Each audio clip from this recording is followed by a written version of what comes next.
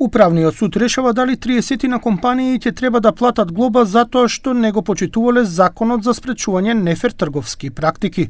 Толку казни изрекла Комисијата за заштита на конкуренцијата, но овие решенија се оспорени пред надлежниот суд. Според заменик министерот за економија Маријан Ристевски, се повеќе компании пријавуваат дека трговците го кршат законот, со што нереално се зголемуваат крајните цени во маркетите, а ги плаќаат граѓаните.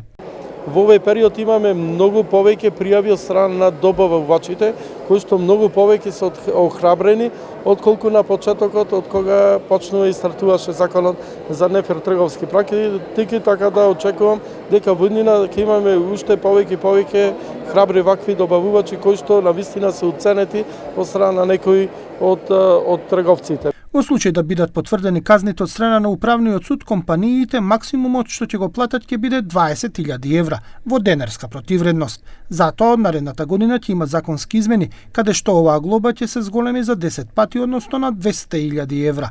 Инаку во моментов се очекува и одлуката на антимонополска за 4 компании кои преку Сојузот на стопански комори картелски се здружија.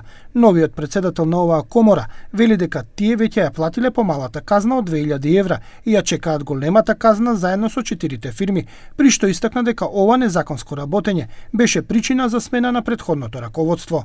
Тоа е дел од причината поради која што имаше расчистување во нашата комора, односно поради која што сум јас тука веќе скоро 2 месеца нов председател на Сојуз на стопански комори. Заменик министерот Ристевски им порача на маркетите да работат законски и да не се обидуваат да ги подигнат цените пред новогодишните празници.